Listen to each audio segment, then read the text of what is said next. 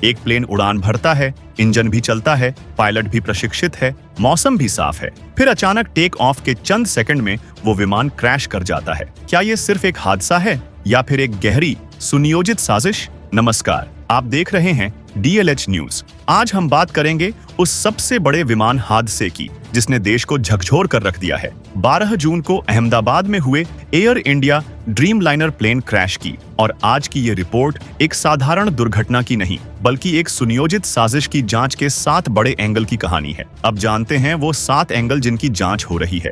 Angle number 1, fuel tampering, fuel chain tampering. यह सबसे अहम और सबसे पहला एंगल है जिससे पूरे मामले की नींव हिल सकती है। सवाल है, क्या प्लेन के ईंधन में छेड़छाड़ की गई थी? सूत्रों के अनुसार जांच एजेंसियों को इस बात पर शक है कि विमान में भरा गया फ्यूल यानी कि ईंधन शायद वैसा नहीं था जैसा होना चाहिए था। इस आशंका के बाद फ्यूल की सोर्सिंग यानी तेल कहां से आया, स्टोरेज यानी कहां और कैसे रखा गया, और हाइड्रेंट सिस्टम यानी प्लेन तक पहुंचाने की पाइपलाइन, इन सब की फॉरेंसिक जांच शुरू की गई है। अब सोचिए, अगर ईंधन में जानबूझकर कोई केमिकल मिलाया गया तो इससे इंजन की कार्यक्षमता में गड़बड़ी आ सकती है। इंजन बंद न हो लेकिन लिफ्ट न मिले जैसी स्थिति पैदा हो सकती है, जैसी इस हादसे में हुई भी। ये कोई मामूली लापरवाही नहीं हो सकती, ये एक सोची समझी साजिश भी हो सकती है। इसीलिए अहमदाबाद एयरपोर्ट के ग्राउंड स्टाफ यानी जो टेक्निकल लोग विमान में ईंधन भरने का काम करते हैं और फ्यूल सप्लायर के कॉन्टैक्ट्स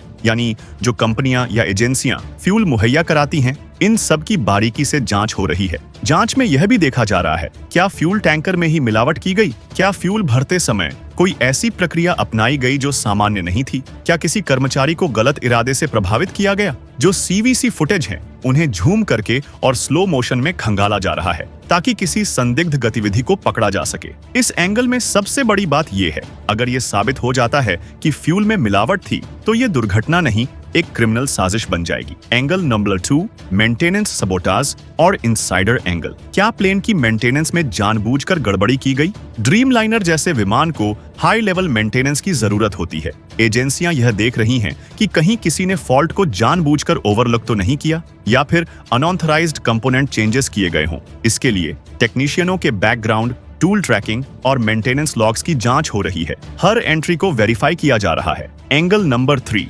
साइबर फिजिकल मैनिपुलेशन। क्या किसी ने सॉफ्टवेयर या मैलवेयर के जरिए सिस्टम से छेड़छाड़ की? ड्रीमलाइनर पर साइबर हमले की आशंका को खारिज नहीं किया जा रहा। Engine control unit, flight management system और ग्राउंड मेंटेनेंस टर्मिनल्स पर फॉरेंसिक ऑडिट चल रही है। यह जांच रही है कि कहीं किसी ने कोड या कमांड इम्प्लांट करके सिस्टम को मैनिपुलेट तो नहीं किया। एंगल नंबर 4, इनसाइडर एक्सेस और एयरपोर्ट सिक्योरिटी ब्रिज। क्या कोई ऐसा व्यक्ति एयरपोर्ट या विमान तक पहुंच गया जिसे नहीं जाना चाहिए था? इस एंगल में अनऑथराइज्ड एक्सेस, बायोमेट्रिक ट्रेल्स और CCTV फुटेज को खंगाला जा रहा है। खासकर प्री फ्लाइट पीरियड को गहराई से जांचा जा रहा है। यह भी देखा जा रहा है कि कहीं किसी ने क्रू टाइमलाइन या लॉजिस्टिक प्रोसेस में छेड़छाड़ तो नहीं की। एंगल नंबर 5, टारगेटेड पैसेंजर या कार्गो। क्या किसी खास व्यक्ति या सामान को निशाना बनाया गया था? इस एंगल में मामला बहुत ही संवेदनशील और राजनीतिक भी हो सकता है। सूत्रों के मुताबिक विमान के मैनिफेस्ट यानी यात्रियों की सूची में कई ऐसे नाम थे जो पॉलिटिकली या लीगली सेंसिटिव माने जाते हैं। जांच एजेंसियां यह देख रही हैं कि कहीं इस विमान को किसी VIP टारगेट को नुकसान पहुंचाने के लिए तो नहीं उड़ाया गया था। क्या किसी पूर्व मुख्यमंत्री या शीर्ष सरकारी अधिकारी की हत्या की साजिश थी? अगर इस एंगल की पुष्टि होती है तो ये हादसा सिर्फ तकनीकी नहीं बल्कि एक हाई प्रोफाइल असैसिनेशन अटेम्प्ट साबित हो सकता है। इसीलिए मैनिफेस्ट को बार बार क्रॉस चेक किया जा रहा है। यात्रियों के प्रोफाइल, उनकी पृष्ठभूमि, सुरक्षा खतरे और हाल की गतिविधियों को जोड़ा जा रहा है। यह भी देखा जा रहा है कि क्या उस फ्लाइट पर कोई संवेदनशील कार्गो था, जैसे कोई गुप्त दस्तावेज, हथियार या डेटा, या फिर कोई ऐसा व्यक्ति जो दुश्मनों के रडार पर था। अगर यह साबित होता है कि विमान को जानबूझकर गिराया गया ताकि किसी खास को खत्म किया जा सके, तो यह राष्ट्रीय सुरक्षा का मामला बन जाएगा। एंगल नंबर 6, एक्सटर्नल हैंड और प्रॉक्सी एजेंट्स की भूमिका। क्या इसमें किसी विदेशी दुश्मन का हाथ है? एजेंसियां यह देख रही हैं कि क्या यह घटना किसी दुश्मन संगठन